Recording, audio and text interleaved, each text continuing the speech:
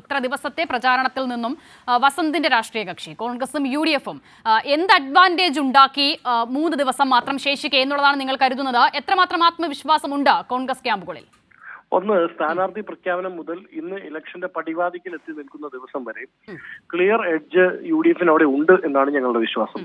അതിന് വിവിധ കാരണങ്ങളുണ്ട്. ഒന്ന്, മുന്നേ സ്ഥാനാർത്ഥിക്ക് വേണ്ടി പലപ്പോഴും പല പടിവാതിക്കലും കയറി ഇറങ്ങി ഏറ്റവും ഒടുക്കം ഒരു സ്ഥാനാർത്ഥിയെ പ്രഖ്യാപിക്കേണ്ടി വന്ന 2 മുന്നണികൾ അവിടെ ഉണ്ട്. ഒന്ന് BJP-യും 2 CPM-ഉം. പക്ഷെ കോൺഗ്രസിനെ സംബന്ധിച്ച് ഞങ്ങൾക്ക് ഇലക്ഷൻ പ്രഖ്യാപനം വന്നതിന്റെ ആദ്യ മണിക്കൂറിൽ തന്നെ സ്ഥാനാർത്ഥി പ്രഖ്യാപനം പൂർത്തീകരിക്കാൻ സാധിച്ചു.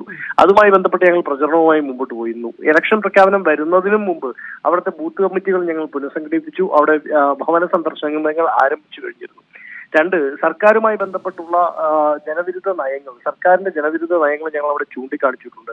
ജനവാസ മേഖലയിൽ അടക്കമുള്ള വന്യമൃഗങ്ങളുടെ ശല്യം തൊട്ട് KSEB ഇപ്പോൾ ഇതാ പുതിയ സെക്യൂരിറ്റി ഡെപ്പോസിറ്റ് എന്ന് പറഞ്ഞുകൊണ്ട് ഇറക്കിക്കൊണ്ടുവരുന്ന ജനദ്രോഹ നയം തൊട്ട് ആശാവർക്കർമാർ സമരം മുതൽ ഈ സർക്കാരിനെതിരായി ഈ സർക്കാർ ചെയ്തു കൂട്ടുന്ന ജനദ്രോഹ നടപടികളെല്ലാം തന്നെ അവിടെ സംവദിക്കാൻ സാധിച്ചിട്ടുണ്ട് എന്ന വിശ്വാസത്തിലാണ് ഞങ്ങളുള്ളത്. ഇനി എന്താണ് പ്രതീക്ഷ എന്ന് ചോദിച്ചാൽ, ഞങ്ങളുടെ പ്രതീക്ഷ സ്വാഭാവികമായും CPM ഗവൺമെന്റിനെതിരായ ജനവിധിയാവും ഇത് എന്നാണ്. അതുകൊണ്ടാണല്ലോ ഞങ്ങൾ വളരെ കോൺഫിഡന്റോടുകൂടി ഇത് പ്രതിപക്ഷത്തിന്റെ വിലയിരുത്തലാകും എന്ന് പറയുന്നത്. നിങ്ങൾ പറയുന്നില്ലല്ലോ, നിങ്ങൾ എന്ന് ഞാൻ ഉദ്ദേശിക്കുന്നത് ഇടതുപക്ഷം പറയുന്നില്ലല്ലോ ഇത് സർക്കാരിന്റെ വിലയിരുത്തലാകും എന്ന് പറയുന്നില്ലല്ലോ.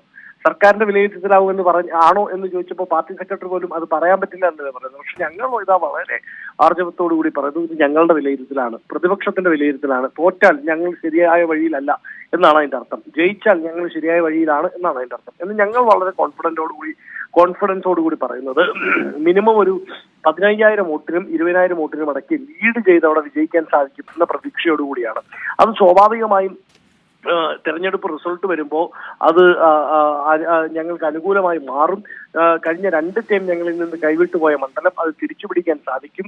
മാത്രമല്ല, വരാൻ പോകുന്ന ഒരു മെഗാ ഫൈനൽ നിയമസഭാ തെരഞ്ഞെടുപ്പ് 2026-ലും അതിന് തൊട്ടു മുമ്പുള്ള തദ്ദേശ സ്വയംഭരണ സ്ഥാപനങ്ങളിലൂടെയുള്ള തെരഞ്ഞെടുപ്പിനും തൊട്ടു മുമ്പുള്ള സെമി ഫൈനൽ എന്ന നിലയ്ക്ക് ഞങ്ങൾ ഇത് ജയിച്ചേ മതിയാവുകയുള്ളൂ. അതിനുള്ള സാഹചര്യം അവിടെയുണ്ട്.